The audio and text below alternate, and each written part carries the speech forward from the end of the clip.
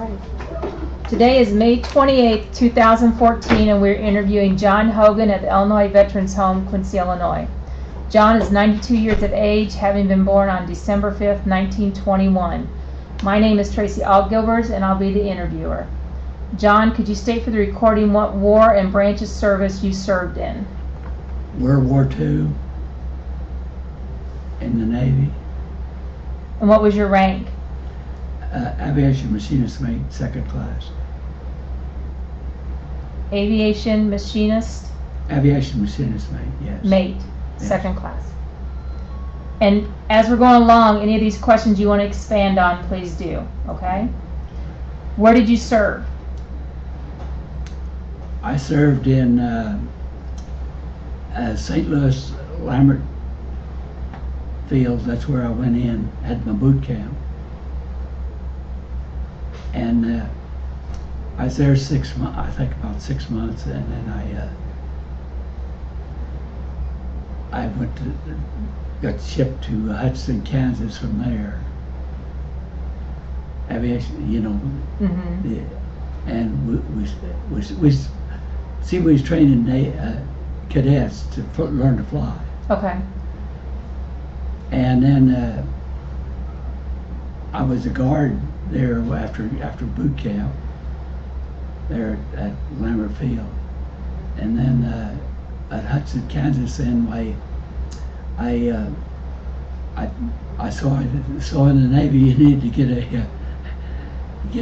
get in, you know, get a rate, something to do. So aviation machinist mate, I went to school and I took that class. And did you go overseas at all?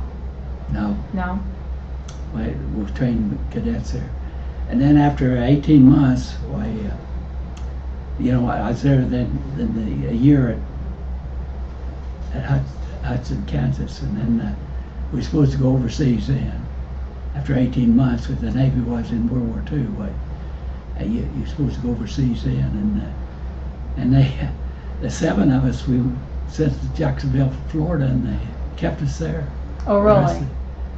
Yes, I was in engine overhaul at Jacksonville, Florida.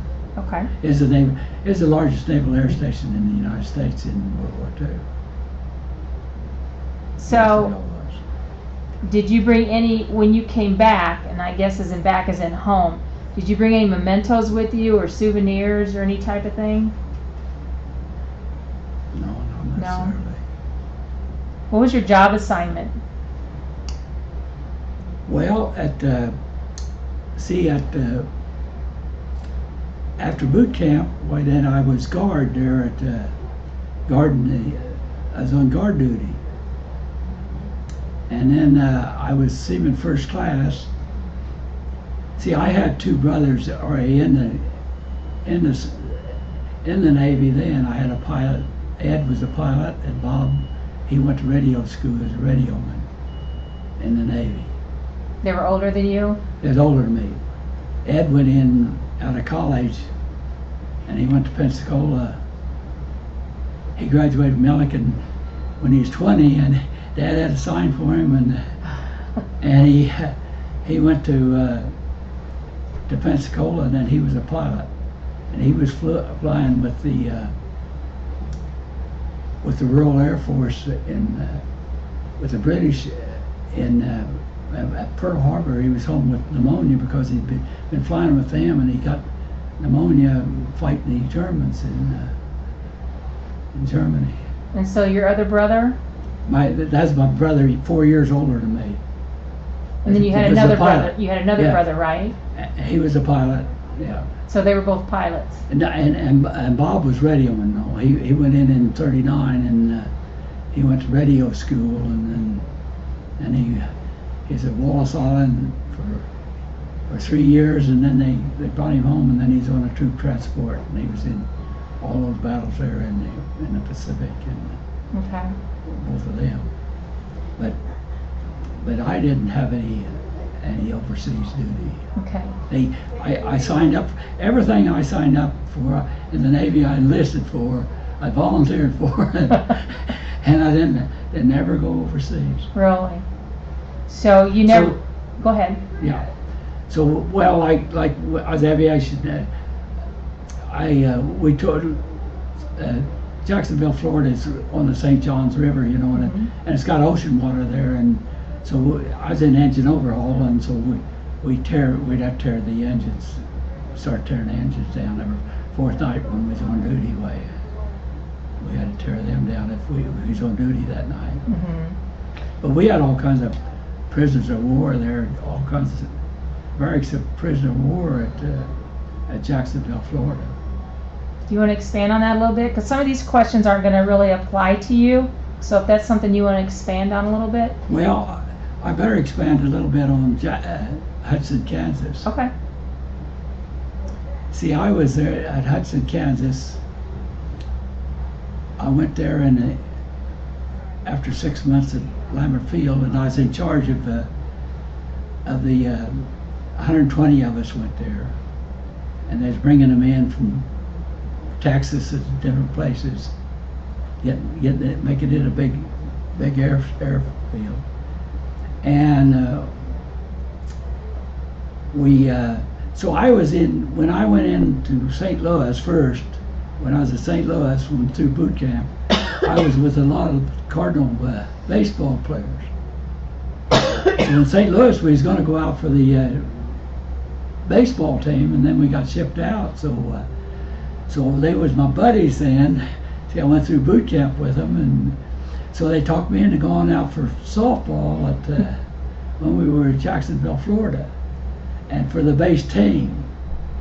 See, it was just for advertisement, and we played. We just played. We got off work to practice, you know, and then to play games. And we were state champs at Hudson, Kansas, 2 years in a row. Wow. State champs.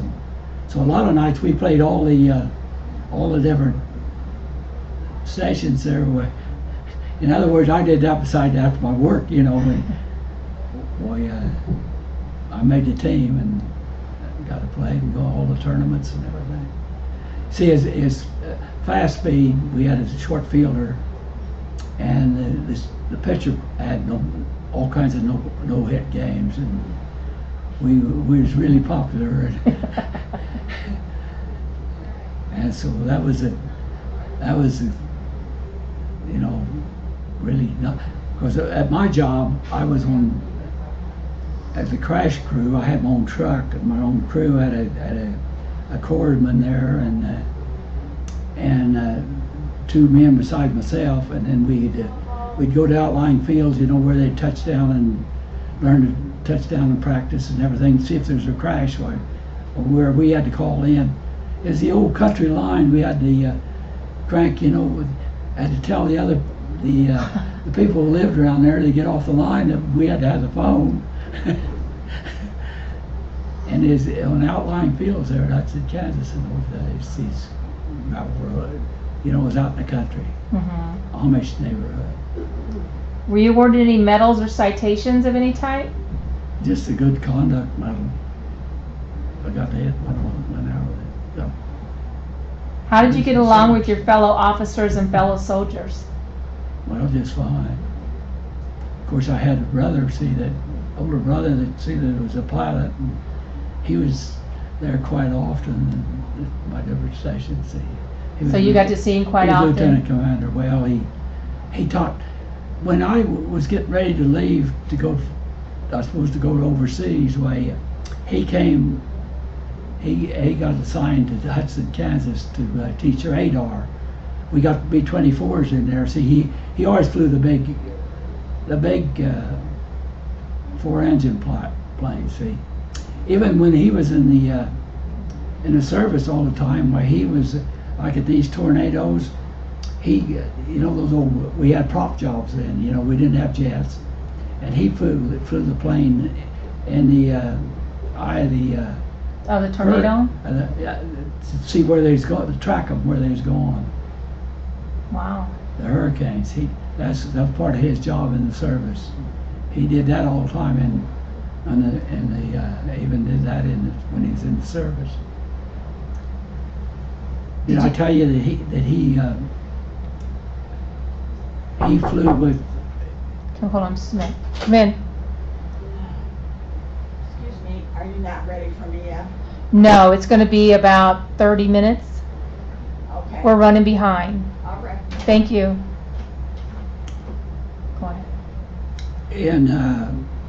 In World War II, when at Pearl Harbor, he was just before that he was home with pneumonia right then, but he'd been fighting with the British against the Germans, and he got pneumonia, and they sent him home then, right when Pearl Harbor Okay. broke out. Did you feel any pressure, stress, or anxiety while you were in the service? No, Did you keep a personal diary? no. Can you tell me about a couple of your most memorable experiences?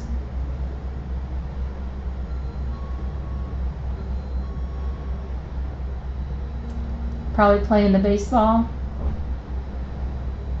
Well, that was really, but that there was just a sideline.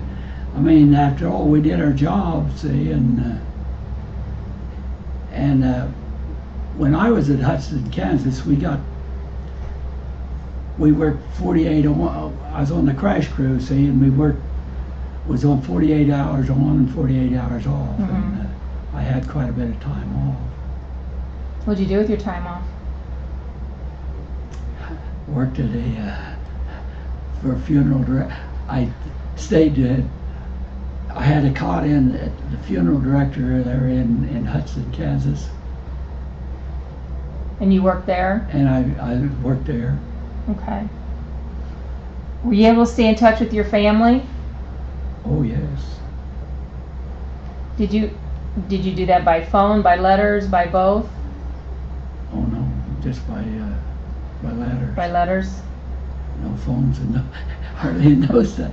No. I forget sometimes. I'm sorry. No, we see. There's no air conditioning, no nothing in those days. So. Did you do or have something special for good luck?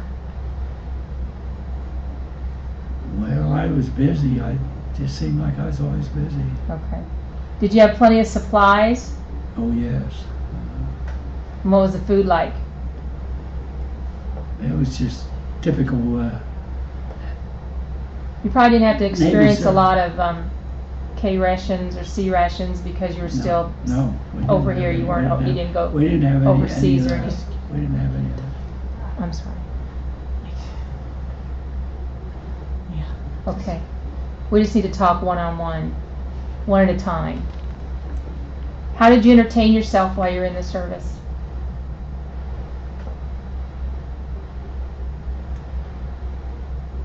Well, just my fellow men, really with them. Well, I got married when I was out at Hudson, Kansas, Mm-hmm. and and then my wife got pregnant right off, and then she was there, and I was able to live off the base when she was there. Okay. Did you have any entertainers that came to see your unit or visit yeah. your unit? Oh yeah. And who were they? Do you remember? I don't remember. Okay. Any USO? Yes. Did Bob Hope? No. No? No one like that. No one like that? No. What did you do when you were on leave? Well, visit my family. Okay. I had to see my family and time with them. Then when I had a child, of course, Do you recall any particular humorous or unusual event that happened while you were in the service?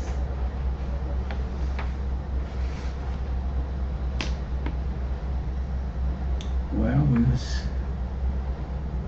we were sure worried about the Japanese, afraid the war would keep going on there, and that's what our big concern was. Okay. What were some of the pranks that you or others would pull? Did you ever pull a prank or someone pull a prank on you? No. No? Okay. No pranks. No, everything was serious. Do you recall the day your service ended? Oh, absolutely. Sure do. And what was it? Well, And that's first I'd been to Great Lakes. I got my discharge at Great Lakes in Chicago. Okay. So you were not in the war. Had you fulfilled your military service at that point when you came out of the service? Yes. The time that you had signed up for, you had fulfilled it? Yes. I signed up for the duration. Okay. What I signed up for. Okay. In the Navy, we signed up for the duration. Okay. We was in for the duration. And what's the duration? What was the duration at that time? How many years? As long as it's last. Okay. If we hadn't got peace, we'd still been fighting. That's all. We'd still been there. Were others? The duration. I'm sorry. Were others discharged with you? Oh yes. Oh yes. Most of the guys from your unit, or just people from different aspects? We didn't necessarily have a unit. Okay. See, I was in the. We had civilians even working at Jacksonville, Florida, even. Okay. It was just they had civilians and. So when your time was up, your personal. It was a giant field, but when my time was up, I was in the Navy, and I was in for the duration, and they had a point system when you got out.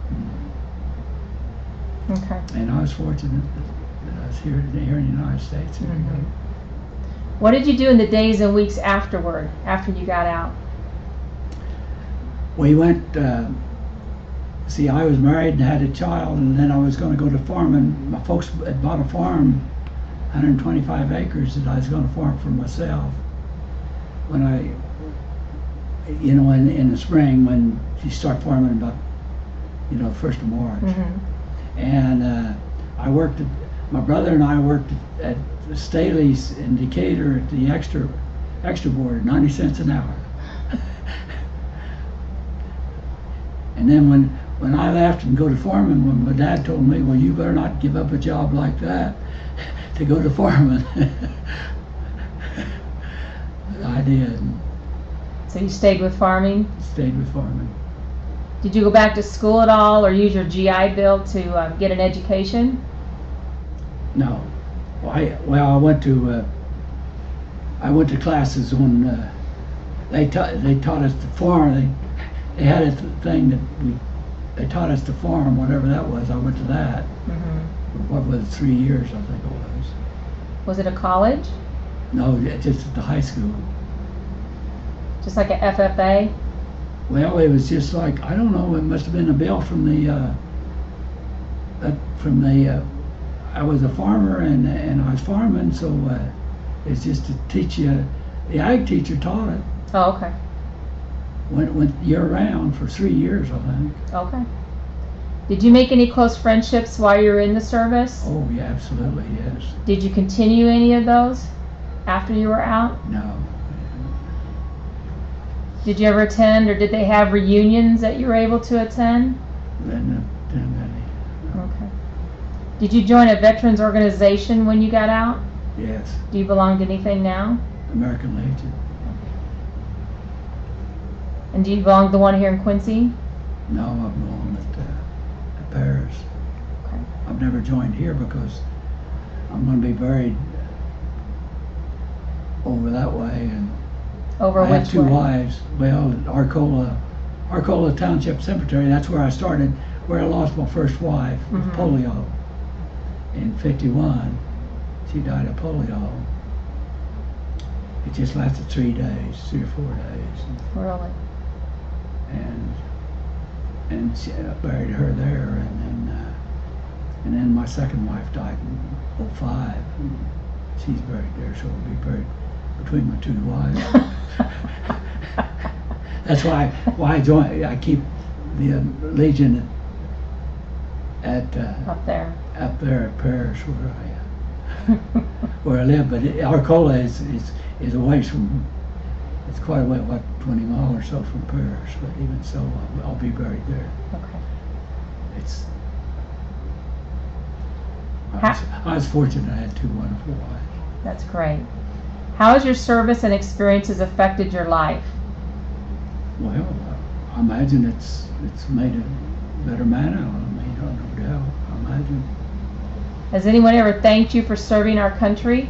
And how did that make you feel? I get thanks every day. It seems like here, especially after Memorial Day here and everything. Like, yes. It was a great picnic. Great picnic. Great picnic. Really great for us here. Especially to have the speaker we had here. We works here, and then Father Blickhand works here. Why, two of the speakers worked here. Why, it was really inspirational to me. I really enjoyed it. I was here. I thought it was a great picnic. Great picnic. Did your military experience influence your thinking about war or military in general? Oh, absolutely. I mean, I don't know. It just made me. Really, the Navy made me more particular on my things. Anything I do, I don't know, just about your clothes, your appearance, your shoes have to be look decent. And, you know, they got to be polished and everything. And that's been that's my life. It's been your way of life. Been my way of life. Would you encourage young men and women to enlist today? I don't know about enlisting, but I did, and I have no regrets. Is your view of government the same before and after your years of service? Well, after being here at the Veterans Home, I see all these mistakes the government's made. Like Kent over here, God, I just shake my head, but I'm part of it. I was a voter and I lived all that past life, but I'd like to have a lot of it back. The mistakes we've made, especially a nice place like Kent here that we can't even use. How do you feel about how war is depicted in movies? Well, movies to me are just an time of entertainment, and not, I don't know. I could kind of understand how they. Do you think there's an accurate depiction of war in movies? Well, no, not a lot of them. They aren't sure, but some are. Some of our channels even, you know, they have these good channels that sure are. They're entertaining and very educational. What is your opinion of war/history that's taught in school today? Well, that's the trouble. I don't know much about what's taught in schools here. Okay. That's our trouble. I don't know. What is the most positive thing you took away from your experience in the service? I think the service taught me how to just be a better man. Just all together. It just helped make you a better person, I think. I think it's very educational. Very, in fact, we probably all need it. Is there a negative thing that you took away from being in the service? Well, it's just different life. It's just entirely different. Entirely different. It's a phase to me, it was just a phase of my life. Okay. This is my last question, and you can expand on it however you want. Is there anything you would like to add as an overall view of the interview, or something you'd like to say? No, I don't believe so. Okay. Well, then that takes care of our interview. You've done pretty good. Well, thank you. You did exceptionally well also, Thank sir. you. Thank you for serving. Yeah, well, I was one of the fortunate ones.